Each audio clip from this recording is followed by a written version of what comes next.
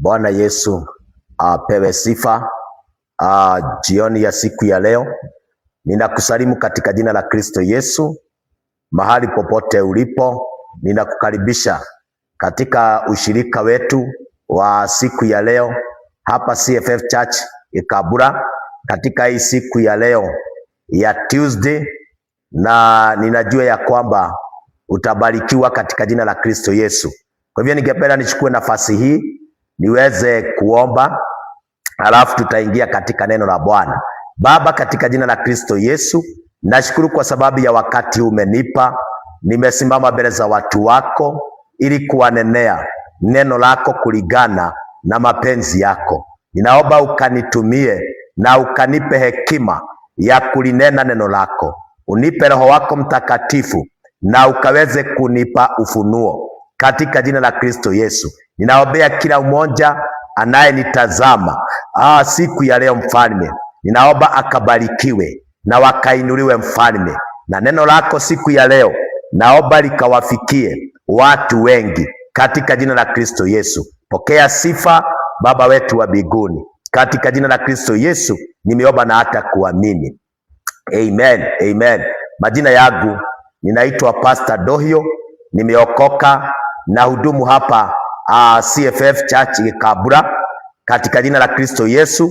Na Ikabura iko katika Kalai Ward in Kiambu County, constituency ya Kikuyu, na tunashukuru Bwana kwa sababu ya kuwa mahali hapa, na tumebarikiwa na tumeona Mungu akitembea pamoja nasi.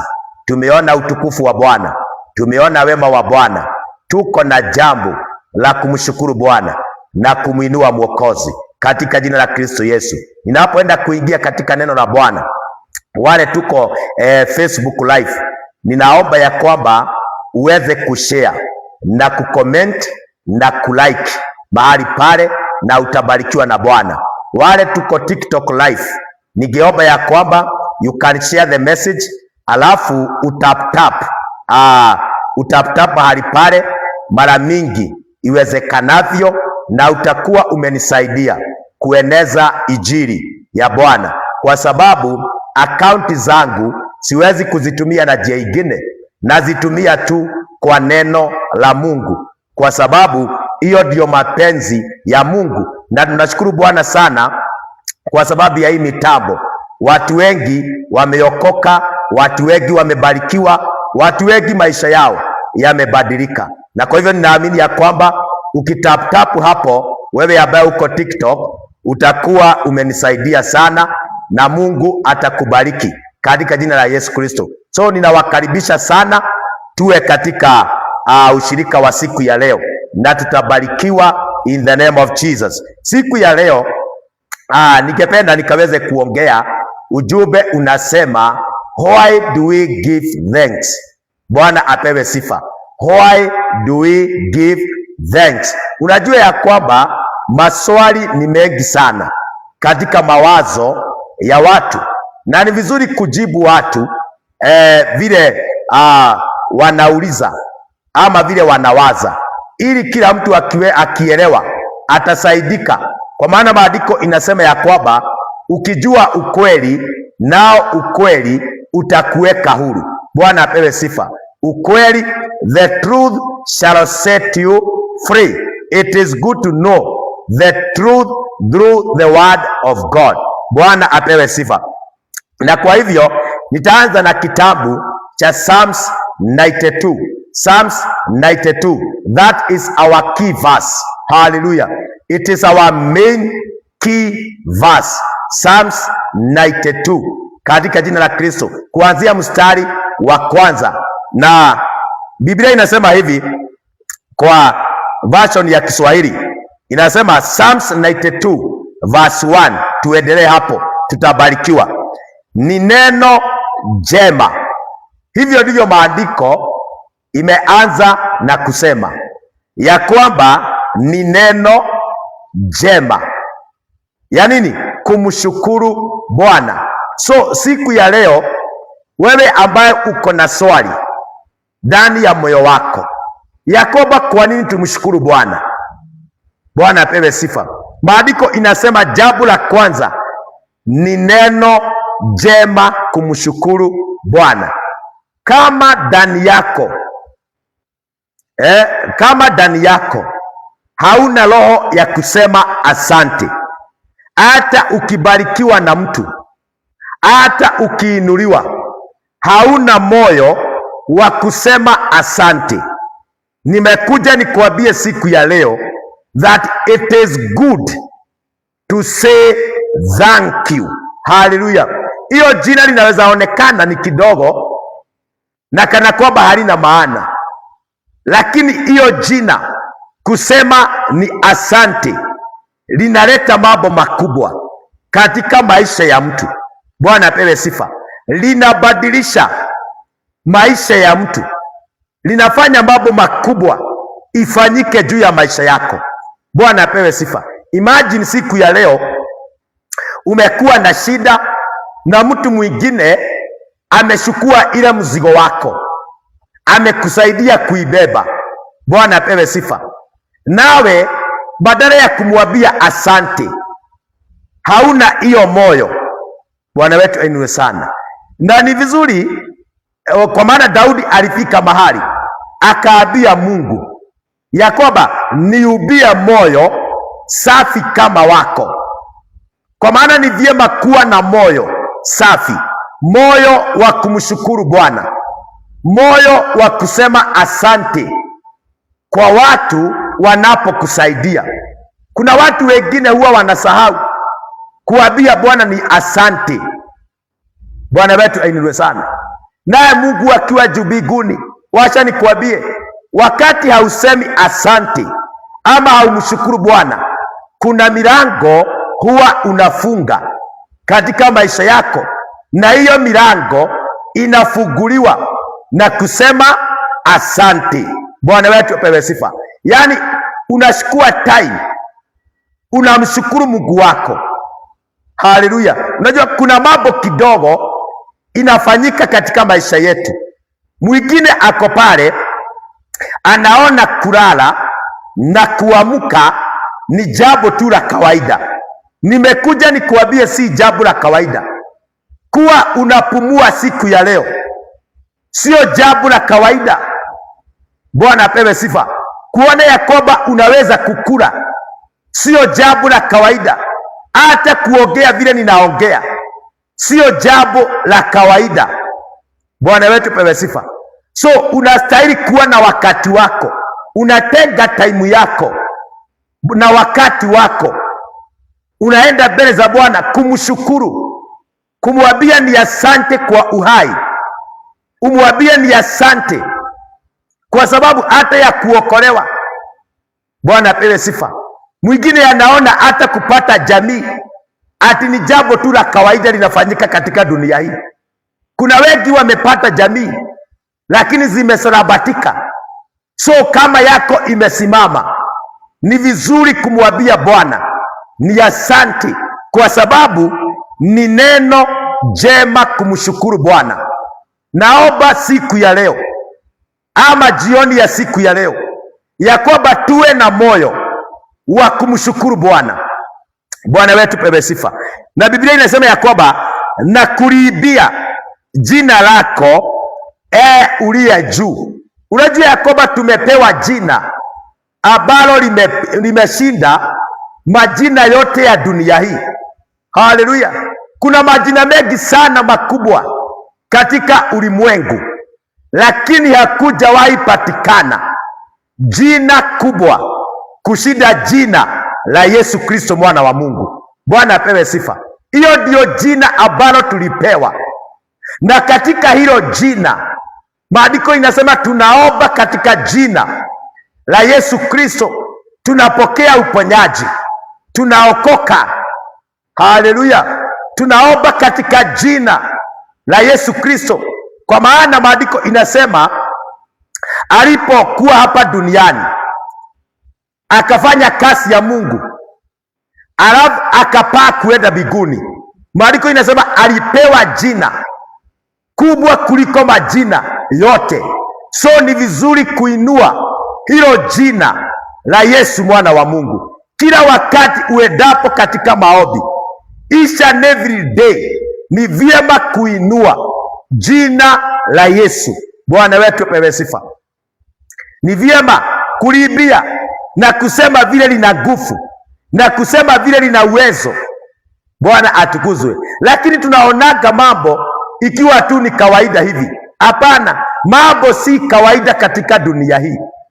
So ni vyema kutenga wakati, ni vyema kumshukuru Bwana, ni vyema kuliimbia jina la Mungu aliye juu mbinguni sana, katika jina la Kristo Yesu. Na maandiko inasema ya kwamba unaibia ile jina kwa shombo chenye nyuzi 10. Kuna vitu zimeandikwa hapa ambazo unaweza kuzitumia kumshukuru Bwana na kuliibia jina la Bwana. Ndio huwa tunazitumia sana kanisani. Wengine tuko nazo, wengine hawana, but it is good to have hii vyombo za kumuibia Bwana. Inasema kwa shombo chenye nyuzi 10 na kwa kinanda. Unajua kwamba kinanda ni nzuri. Ile keyboard ambayo inapigwa kanisani ni nzuri ya kumuibia Bwana na kulibia jina la Bwana. Na kwa mlio wa kinumbi, maandiko inasema hivi, kwa kuwa umenifurahisha. Bwana apewe sifa. Siku ya leo kuna watu hawajatabua kufurahishwa na Bwana. Bwana atukuzwe. Wale tuko TikTok, you can tap there katika jina la Kristo Yesu, and you can write your comment pale, ili niweze kujua mahali unanitazama, uko upande gani, na nitakuombea tukimaliza ushirika wa siku ya leo. So it is good to join, ask your friends to join and tap then comment there, na nitajua ya kwamba uko pamoja nami, na nitakuombea na maisha yako itabarikiwa katika jina la Kristo Yesu. Maandiko inasema tunashukuru Bwana kwa sababu anatufurahisha. Najua ya kwamba uchawahi furahishwa na Bwana, yaani unasikia moyo wako unafurahia kwa kuona ile mambo Mungu amekufanyia, kitu ambaye umeombea kwa siku nyingi, unaona ya kwamba uko naye.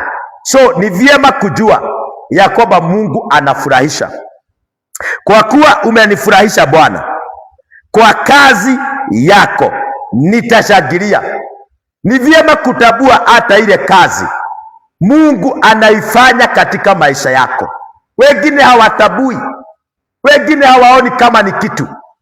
Ati wewe kuamka, kutembea na miguu yako, unaona tu ni kawaida. Bwana apewe sifa. Kwenda kwa biashara, unauza jioni, unarudi na baraka, unaona tu ni kawaida. Na unasikia mwingine akisema ati ni nguvu zake. Nani alikuambia ni nguvu zako? Na maandiko inasema ni Mungu atupatiaye nguvu ya kutengeneza utajiri. So kama si Mungu, haugetajirika, haungekuwa na kile uko nacho. Mwingine anaona kupata mtoto kama ni jambo la kawaida. Hapana, mambo si kawaida. Ni neno jema kumshukuru Bwana na kutabua kazi za Mungu zile anafanya katika maisha yetu. Bwana wetu niwe sana. Usikose kutabua kazi ya Bwana katika maisha yako, katika jina la Kristo. Unapoangalia kanisa, tabua kazi ya Mungu inayoendelea mahali pale.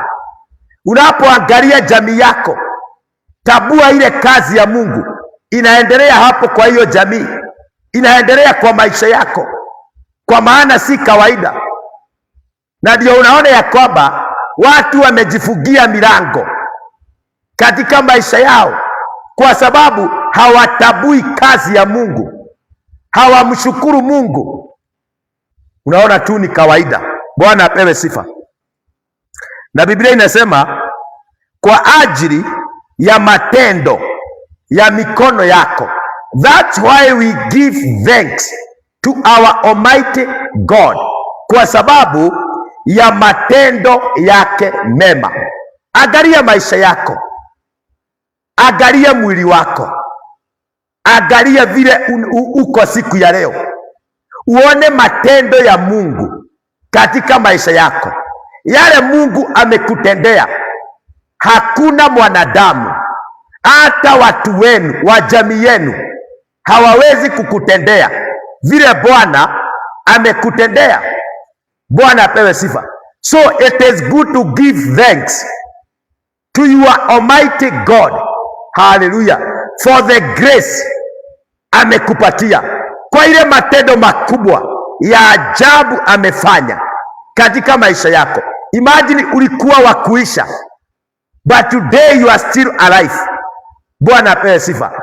Wengi walikusudia mabaya juu ya maisha yako, but today unapumua, unaishi kwa sababu ya Mungu.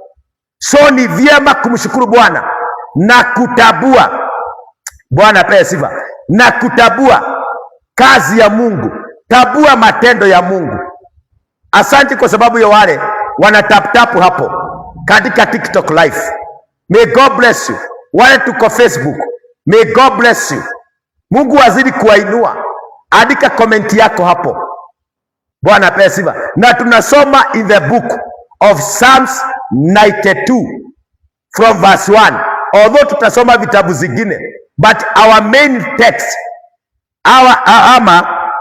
our main chapter siku ya leo ni Psalms 92 from verse 1. So tabua matendo ya Mungu, tabua kazi ya Mungu. Bwana apewe sifa. Na Biblia inasema hivi: Bwana, jinsi yalivyo makuu matendo yako. Unaona ya kwamba hata ukiingia katika kumshukuru Bwana, unaweza chukua hata masaa mawili ama matatu kumshukuru Bwana tu peke yake. Uangalie vile Mungu amekutendea. Anasema ya kwamba kwa sababu jinsi yalivyo makuu matendo yako. Matendo ya Mungu ni makuu sana. Unapojiangalia uone vile umeubwa, uone vile Mungu amekurebesha. Bwana atukuzwe. Uangalie vile tu Mungu amekurebesha. Mimi huwa naambia watu ya kwamba angalia mkono wako, angalia ile maua Mungu ameweka kwa mkono wako. Hiyo ni jambo la kumshukuru Bwana. Bwana apewe sifa. Hiyo ni jambo la kumshukuru Bwana. Maandiko inasema that we are fearfully and wonderfully made by God. So hiyo kuubwa na njia ya kiajabu na Mungu, tunastahili kumshukuru. Bwana apewe sifa. Yaani uko na uzima, unatembea uprightly, confidently. Bwana apewe sifa. Unastahili kumshukuru Bwana katika jina la Kristo. Unastahili kuinua jina la Bwana. Unastahili kumtukuza Bwana. We need to thank our God. Wherever you are listening to me, I'm speaking about why do we give thanks to our Almighty God? Kwa sababu ya matendo yake mema. Bwana wetu ni sana. Kwa sababu matendo yake ni makuu. Na Mungu akiamua kufanya juu ya maisha yako, hafanyagi mambo kidogo, anafanya mambo makubwa. Na kwa hivyo ni vyema kutabua kazi ya Bwana. Mawazo yako ni mafumbo makubwa, hata ile mawazo Mungu anakuwaza. Bwana atukuzwe.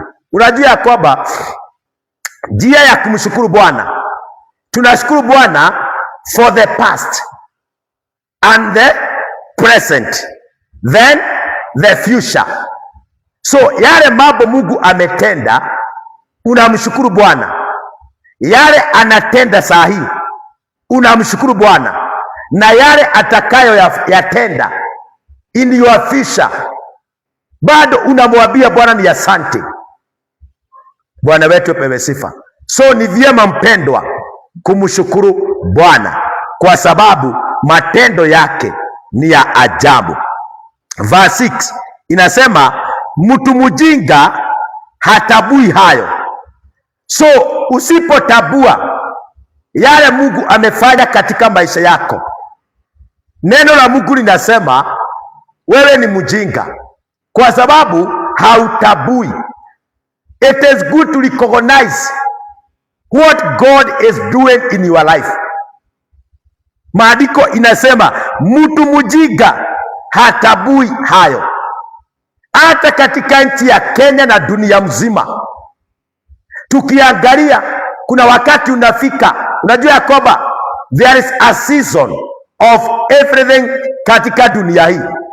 Kuna wakati wa kiangazi, kuna wakati wa mvua, kuna wakati wa baridi. Katika hiyo mambo yote tunastahili kumshukuru Bwana na kutambua hiyo matendo ya Mungu. Na ndio maandiko inasema ya kwamba mtu mjinga hatabui matendo ya Mungu, hatabui ile kazi Mungu anayoifanya. Haleluya! Unaposikia mtu akisema ya kwamba ni kwa sababu ya nguvu zangu, ni kwa sababu ya uwezo wangu, haleluya, ni mimi nimejitafutia, huyo ni mtu ambaye hatabui matendo ya Mungu, hatabui ile kazi. Wacha nikwambie, Mungu akishukua nguvu zake ndani yako, hauwezi kufanya lolote, hauwezi hata kutembea na miguu yako. Bwana wetu ni sana. Si unajua kwa Biblia kuna mtu alibarikiwa akasema ndani ya moyo wake ya kwamba atapanua ghala lake, atalipanua kwa vile amebarikiwa. Ule usiku Bwana alimwambia, nataka hiyo moyo wangu. Bwana wetu ni sana. So Mungu ndiye anapeana nguvu ya kila jambo katika jina la Kristo Yesu. Bwana wetu apewe sifa. So sio vizuri kuwa mjinga katika maisha yako kwa kukosa kutambua ile mambo Mungu anafanya. Na ninaomba jioni ya siku ya leo ya kwamba unapojiangalia, uangalie familia yako, uangalie vile kazi yako inaendelea, uangalie vile watoto wako wanaendelea. Bwana apewe sifa. Sio vyema kuwa mjinga. Tambua hiyo kazi ya Mungu, tambua hiyo matendo ya Mungu. Ukiangalia vile familia yako munaishi kwa amani, munaishi kwa upendo, haleluya, muko na afya, hamkosi chakula, hamkosi mavazi, watoto hawakosi kusoma. Bwana apewe sifa. Ukitaka kukula kitu unakula. Ni vyema kutambua hiyo kazi ya Mungu, haleluya. Ni vyema kutambua hiyo matendo ya ajabu mbele zake Bwana, kwa sababu sio kwa nguvu zako. Bwana atukuzwe. Ni watu wangapi siku ya leo wako na pesa, wako na mali, wako na kila kitu, lakini Bwana atukuzwe, hawana nguvu ya kuzitumia. Hapo ndio mtu anafika, anaelewa ya kwamba kama si Mungu singekuwa na hii. Amen. Kama si Mungu singekuwa na hii. Bwana wetu pewe sifa. So wacheni tutambue kazi ya Mungu. Let us recognize what God is doing in your life. Hallelujah. Wherever you are, it is good to recognize what God is doing in your life. Hallelujah. Whatever you have in your life, hallelujah, it is by the grace of God. By the grace of God. Hallelujah. God has given you the power to make wealthy, to have everything you have in your life. It is by the grace of God. Thank you for those who are tapping. Tap as many as you can, kunionyesha ya kwamba unabarikiwa mahali uko. Na ni vyema tu kuniandikia ya kwamba I'm watching you, nikiwa Amerika, Tanzania, Kenya, wherever you are, right there, and I will be happy in Jesus name. Ni vyema kutambua matendo ya Mungu. Biblia inasema mtu mjinga hatabui hayo, wala mpumbavu hayafahamu. Ni vyema kutambua na ni vyema kufahamu. Bwana apewe sifa. Fahamu ile kazi Mungu anafanya pale. Unajua watu wengi mnaomba Mungu awafungulishie milango, lakini wewe ndiye umejifungia ile mlango, kwa sababu hautabui kazi ya Mungu, haufahamu matendo ya Mungu, so milango inafungika. Bwana atukuzwe. Wacha tusome hili neno katika kitabu cha Psalms 100. Psalms 100 and verse 4. Biblia inasema ndio nikuonyeshe kile kinafungua milango katika maisha yako, kile kina attract the presence of God in your life. Biblia inasema ya kwamba ingieni malangoni mwake kwa kushukuru, enter to his gate with thanksgiving. For us to attract the presence of God in our life, in our families, in our ministries, in the churches, hallelujah, in that business, for you to attract the presence of God in your life, we enter to his gates with thanksgiving. Hallelujah. Nataka uone hapa ya kwamba thanksgiving inafungua milango katika maisha yako, na ni vyema kuelewa. Biblia inasema fungu la 10 inafungua dirisha za mbinguni, but thanksgiving opens the doors, inafungua milango. Ndio Mungu anasema ingieni malangoni with a thanksgiving. Bwana apewe sifa. Hata wakati unaingia katika maombi, sio vyema kuingia maombi kuenda unaingia hivyo unaanza kuombea mambo yako, unaanza kutubu pale. Hapana, ndio presence ya Mungu ishuke. Ni vyema ukiingia kwa maombi, jambo la kwanza ni kumshukuru Bwana. Amen. Unaingia kwa maombi with thanksgiving. Unashukuru Bwana, unashukuru Bwana, unashukuru Bwana. Then unaanza kuombea ile mambo. Hapo utakuwa umefungua mlango. Then katika nywani mwake, into his courts, the Bible says ya kwamba enter with the praises. So unapoingia katika thanksgiving, number 2, anza kumtukuza Bwana. Praise his name. Hallelujah. Inasema hivi, nywani mwake kwa kusifu, into his courts. Ya Kikuyu inasema igirai ihingo-inĩ ciake na ngatho, nja-inĩ ciake na kumugosha. Hivyo ndivyo ya Kikuyu inasema. Bwana apewe sifa. Kwa hivyo kufikia Mungu inakuaga process, na njia rahisi ya kumfikia thanksgiving, praise him. Bwana wetu inwe sana. Alafu ukiona ya kwamba umempata, anza kumwambia Bwana nisamehe 1 2 3. Anza kuombea mambo yako, anza kumwambia Bwana unataka 1 2 3. Bwana atukuzwe. Lakini wengine tunaingia kwa maombi pwa. Bwana apewe sifa. Unaanza kuambia Mungu, ona vile nimeinukiwa, ona sina hii, nataka unifanyie hivi. Naye Mungu anagojea tu uanze kumshukuru, uanze kumattract. Hallelujah. Unafuta presence ya Mungu katika maombi yako. Bwana wetu apewe sifa. Katika maombi yako. Asante. Endeleeni kutap hapo na mlike hapo kwa TikTok, hata kwa Facebook, na kukomenti hapo. Niambie unaniwatch ukiwa wapi. Bwana apewe sifa. Na utakuwa umebarikiwa mahali popote ulipo. Mahali popote uko utakuwa umebarikiwa katika jina la Kristo. Nataka nikuonyeshe vile unaweza kujifungia milango yako katika maisha yako. Unasema wengine milango yao inafunguka ya biashara, ya kuenda ng'ambo. Bwana apewe sifa.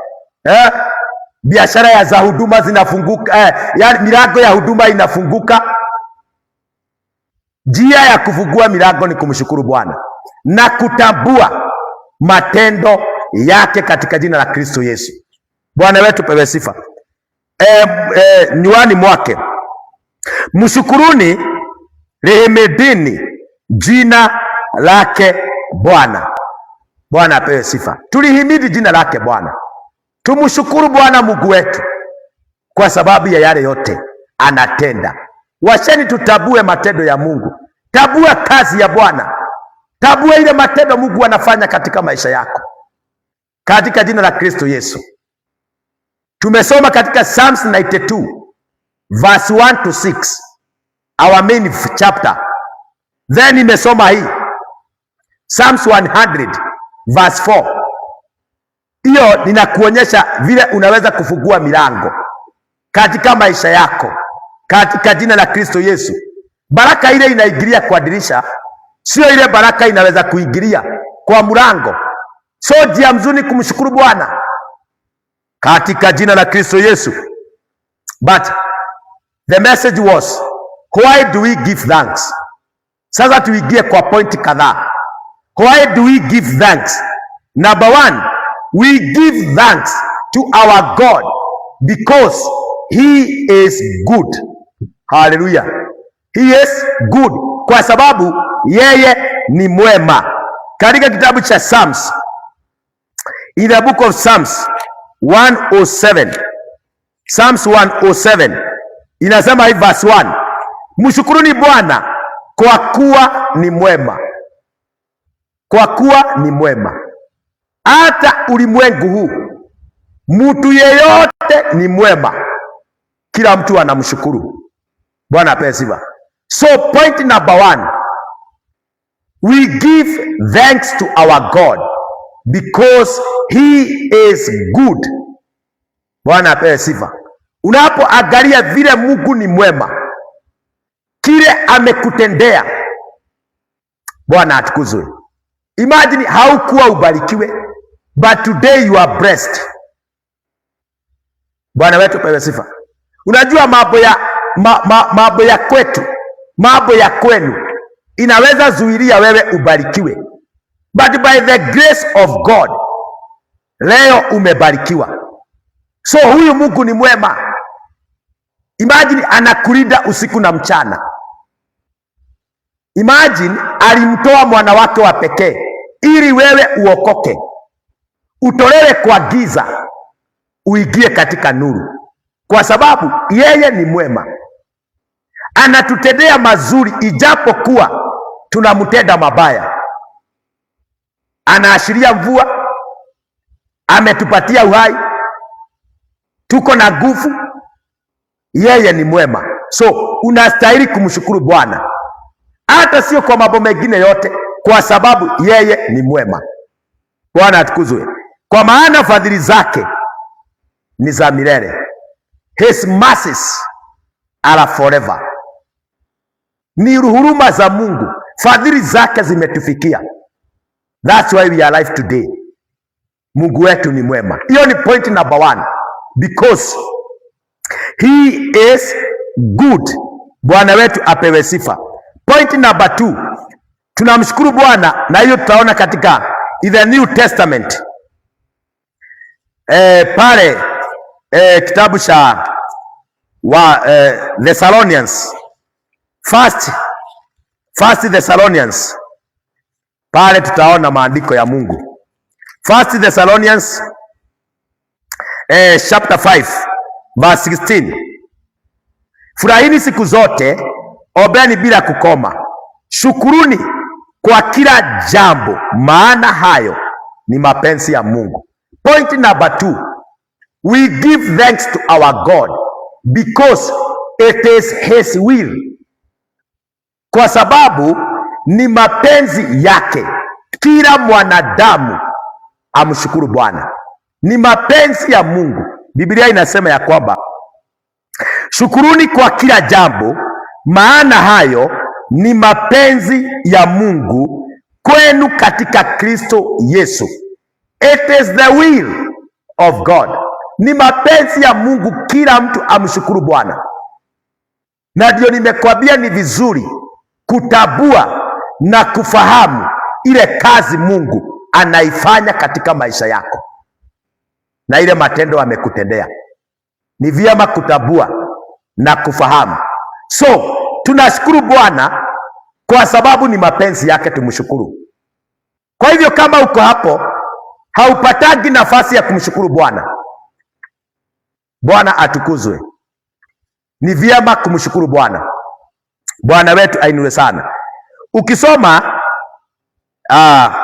Ukisoma Psalms, turudi pale Psalms, ni kuonyesha vile unastahili kumshukuru Bwana.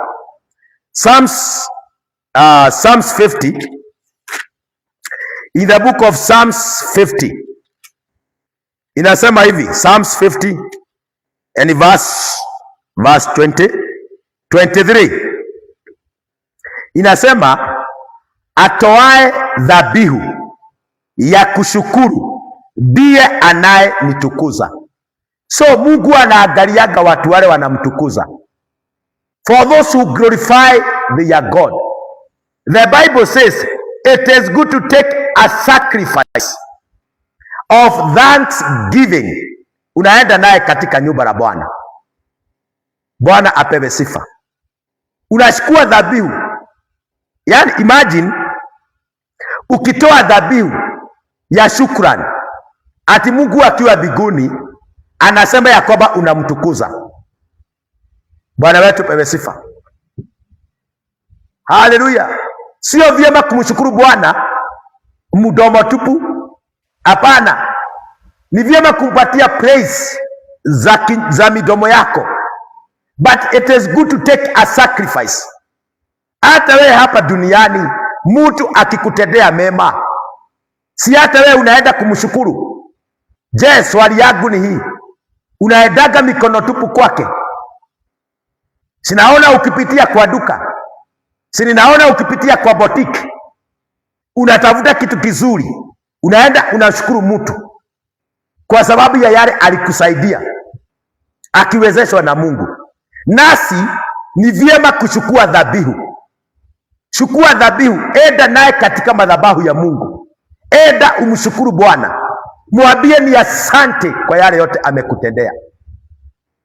Bwana wetu pewe sifa. Ni vyema kumshukuru Bwana. Nilikuwa nataka nikusomee hiyo, nikuonyesha vile unastahili kushukuru Bwana. Sio kwa mdomo peke yake. Take a sacrifice. Take an offering. Go before God. Umwambie nimekuja leo na hii sadaka yangu, na hii dhabihu yangu of thanksgiving kwa yale yote umenitendea. Naye Mungu akiwa mbinguni, presence yake inashuka. Mambo makubwa inaanza kufanyika katika maisha yako. Milango inafunguka katika maisha yako. Bwana apewe sifa. Point number 3. So tumeona ya kwamba we thank our God because it is his will. Point number 3. Ni katika kitabu cha Psalms 103. In the book of Psalms 103. Turudi pale kwa Psalms 103 and verse what? And verse 2.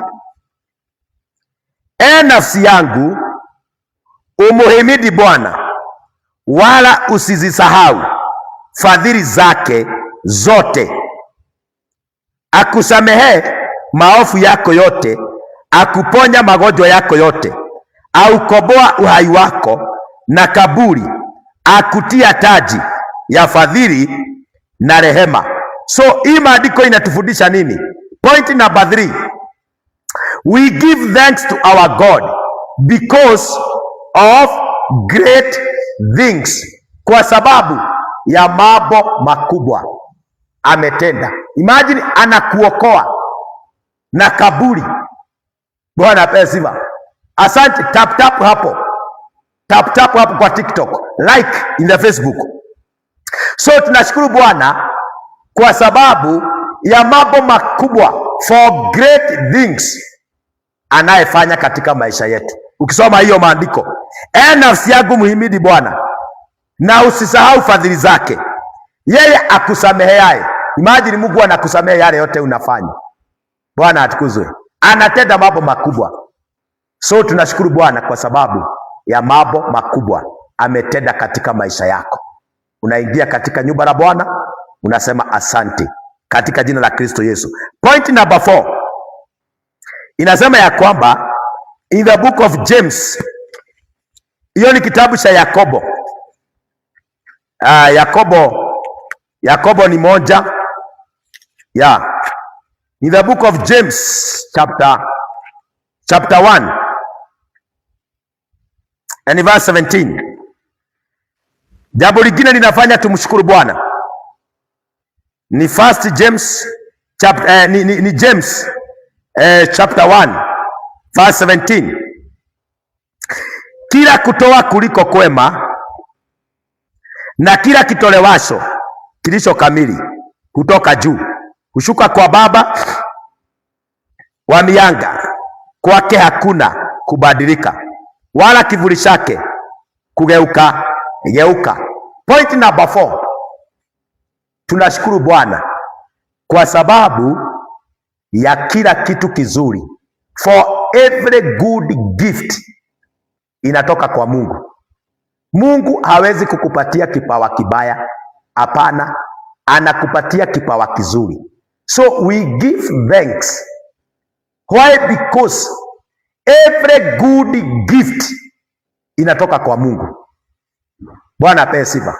So tunabarikiwa na vipawa na Mungu, zimetoka kwake, ambazo ni nzuri. Angalia kila kitu uko nacho kwa nyumba yako, kwa maisha yako, hakuna kitu kibaya hapo.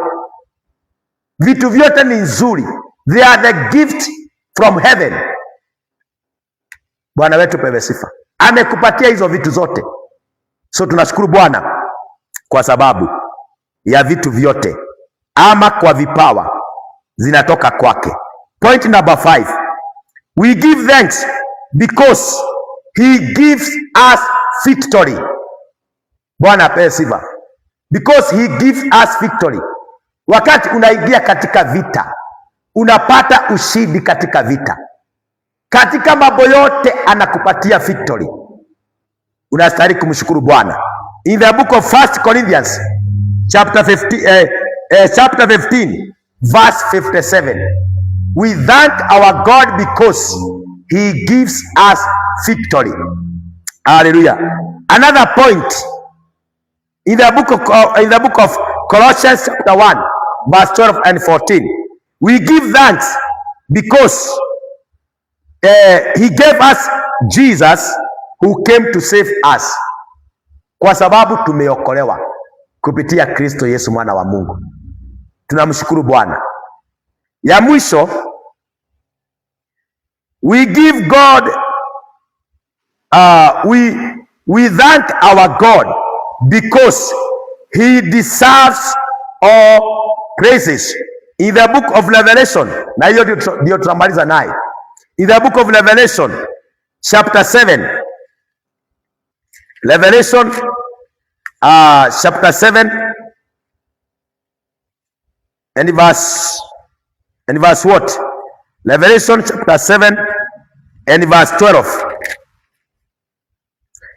Inasema hivi, hiyo ndio tutamaliza naye. Our God deserves all praises. He deserves all praises. So we give thanks. Inasema hivi, verse 17. Kwa maana huyo mwanakondoo aliyeketi katikati ya kiti cha enzi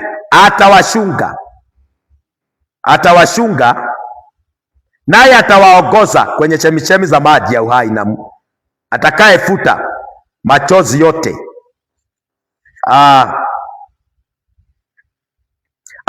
Nimesoma 17. Pole sana. Nimesema Revelation chapter 7 verse 12. Na mimi nimeenda kusoma 17. Pole sana. Verse 12. Wakisema amina, baraka na utukufu na hekima na shukrani na heshima na uweza na nguvu zina Mungu wetu hata milele na milele. So ni kusema ya kwamba our God deserves all praises. Ana deserve tumshukuru. Bwana atukuzwe. Najua ya kwamba nimekufundisha mengi sana jioni ya siku ya leo, that it is good to give thanks to your Almighty God. Na verse ambayo tumesoma pale Psalms 92, ya kwamba tusiwe wajinga ati hatufahamu wala hatutabui ile matendo Mungu ametenda. katika jina la Kristo Yesu. Nataka nikuombee, then you can give your offering of thanksgiving. Nimekuonyesha Psalms 50 verse 23. Whoever takes a sacrifice of thanksgiving glorifies me. Hivyo ndiyo maandiko inasema ya kwamba ashukuae sadaka ya shukurani ananitukuza.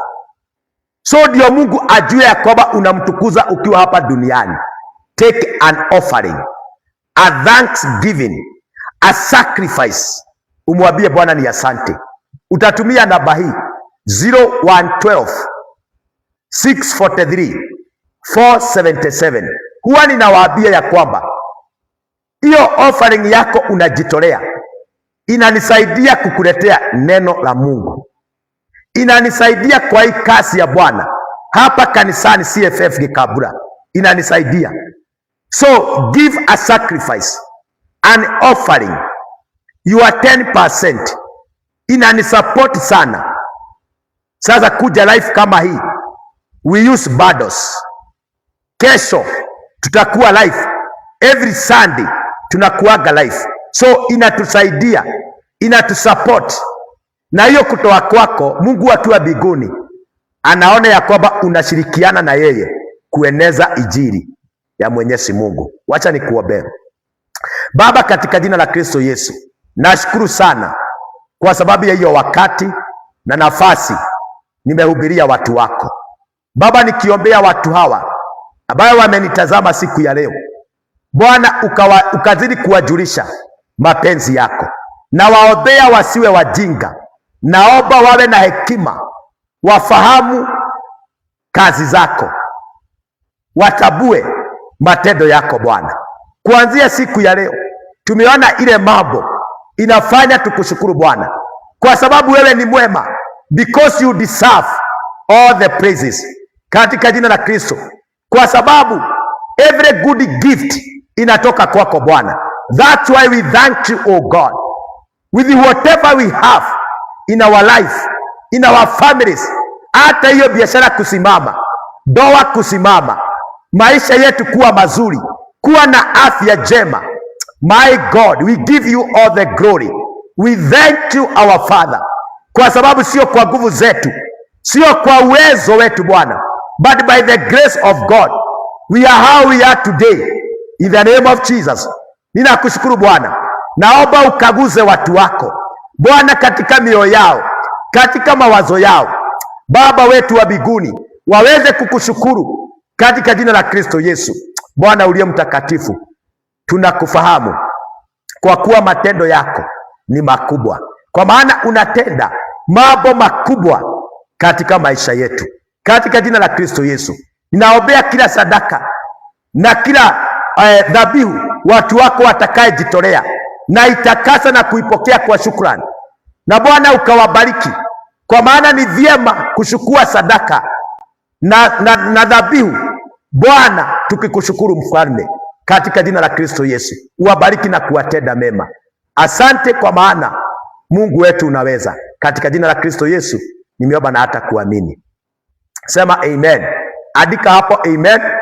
So take your offering, your sacrifice. Tumia hiyo namba 0112 643 477. Umwambie tu Bwana ni asante unapoangalia vile amekufanyia, katika jina la Kristo Yesu, na Bwana atakutenda mema. Asante kwa wale wamekuwa live na our TikTok na our Facebook, then hii message mutaiona hata pale YouTube, in my channel ya YouTube, Pastor Dohi Official. You can go there, subscribe, na Bwana atakubariki. Hii yote inanisaidia kueneza injili katika jina la Kristo Yesu, na Bwana atawabariki na atawatenda mema, in Jesus mighty name.